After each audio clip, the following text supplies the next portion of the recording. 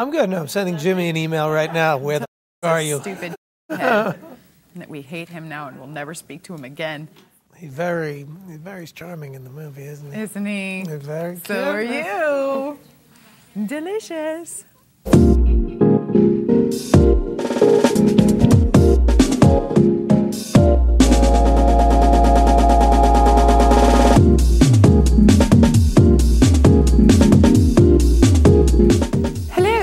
Welcome to Movie Phone's Unscripted. I'm Katherine Heigl with Eddie Burns, and we're here to talk about our movie 27 Dresses.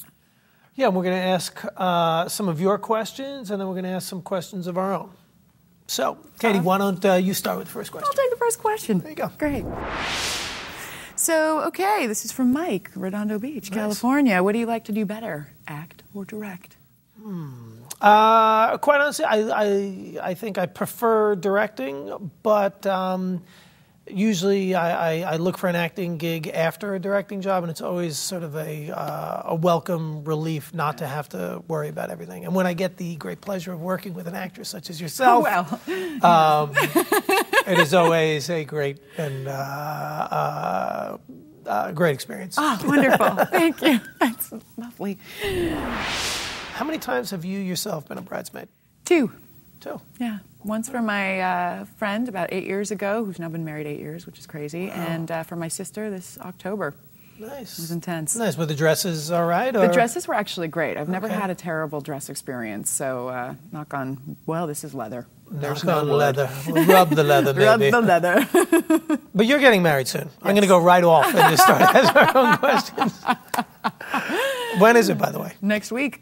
Holy yeah, no, I didn't get the invite. Funny, you didn't, weird, You didn't strange. Get that? You know what? That's because your publicist gave us a phony address. Oh, okay. But how many bridesmaids? 4. 4. Not Are 27. they okay with the dresses? I think they should be. I think they're gorgeous. Great. They said they agree. Wouldn't it be terrible if they're at home like, suck? Is this unscripted? Yeah. Oh, it is. Okay, now I get to ask one. Oh, okay. Okay. So who's more fun to kiss, me or Christy Turlington? Having the camera in the room always adds a little bit of different kind of energy and excitement to the kiss. So after we did the film, I set up a camera for Christy and I. Yes, that's what I do too. Yeah. You've been doing that for years, I hear. You told me, yes, years and years. And those videos, gosh, I hope they're still in the safe. You told me I was going to get to meet Christy Turlington. You never brought her to set. I was very disappointed. No, I know. And she was supposed to come up a couple of times and I think she was intimidated by you. No, she's my favorite. I know. Well, you know. I like her better than you. I'll bring her to the wedding. Oh, great, good. We'll see you at the wedding. Yeah, she's a bridesmaid, right? Right, I might as well be. Perfect. All right, how has winning an Emmy affected you? And does it change the chemistry of working on an ensemble cast? Interesting. Honest answer required. Well, I definitely think I'm a better actor than anybody else there, so it's changed. We felt that on the set of our film, too. It's obvious. Winning the Emmy was kind of the most amazing night of my life thus far because it was so unexpected and such an amazing gift. I mean, it's awesome that the show does so well and that people love it and appreciate your work, and then it kind of goes to a whole new level when you're honored like that. Yeah. And I don't know, it's something that I hope to never take for granted and never forget those 3 minutes when I realized they were actually talking about me. And I think it's sort of weird because personally I think Chandra and Sandra were much better candidates, but I'll take it. Hey, I'll take it. I'm not giving it back. So, is it cumbersome to wear the award around your neck when showing up at work now? I mean, it's also you guys weird just hide it under the doctor smock. I usually just bring it to dinner with me, set it on the table, and talk to it all night and pretend like it's talking back to me. And I also bring it to every photo shoot, and remind people. Also sleep with it at night. Nice. How does your future husband feel about that? He sleeps in the guest room because I don't want anything to disturb the rest of Emmy. Yeah. So, So now you're filming you in the Emmy. God. It's just sick. That's going in a weird direction that I'm not even going to visualize. What is the funniest or most embarrassing thing that has ever happened to you at a wedding? They're funny and somewhat embarrassing. My wedding, I would say, Christy and I, we wanted to do, we instead of doing like a DJ, we had a big band. So we wanted our dance to be sort of, I think we did like a waltz or something like that. Ooh. Neither one of us can dance. She is less coordinated than I am with that, but she also has a type of personality where she would want to lead the dance. So we took dance instructions, and we think we had a pretty well choreographed. Maybe we could have used Fletcher. Yeah, that's what I was gonna do. Yeah. Did you not? No. No. Chickened out. Anyhow, so we do this dance, and it was like the setup was perfect, and the execution was terrible, and. You can see me in the video, like counting the 1, 2, 3, 4, and we literally hit like a tray that had some on it. So, I really want to see that video. The video, yeah, it's pretty funny. That's awesome. So, how do you feel about being followed 24/7? Is that the price you pay for being famous? Yes.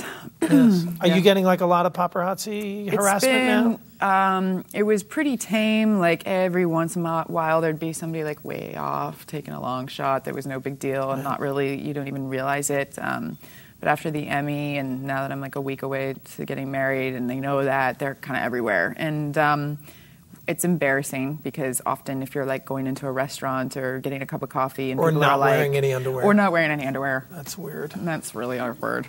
You have to explain just to people. Stop that. I know. Just put some underwear on. There's got to be a comfortable pair somewhere out there. But it's the price, and it's well worth it, I think. And I'm sure there'll come a day where I will freak out and punch somebody. But as of right now, they've been super respectful and really nice to me. And I suppose at the end of the day, I'm going to worry if no one's around at all. Because that means I will not be starring in any new films. Yeah.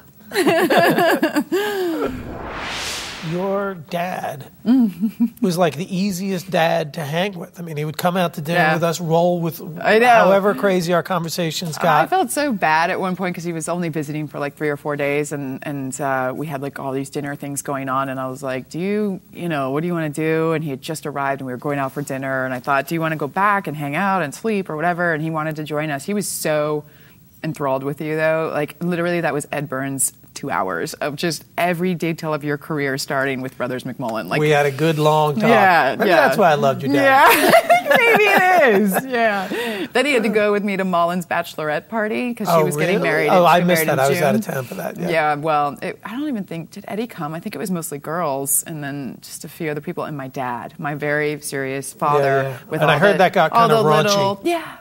Little special candies and balloons and crowns made from special body parts. And did he roll with that? He was totally cool? rolled with it. I think he was uber uncomfortable, but he rolled with it. He was a good sport. Yeah, no, especially when the cake came out. That was awesome.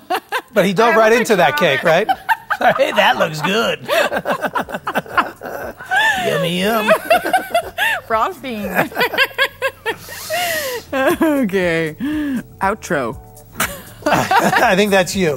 So thank you, Mr. Burns and Movie Phone, and to all of you for watching and for sending in your questions. Make sure to check out our movie, 27 Dresses. It's a good one. It'll be fun. Nicely done. Good job, Dave. What's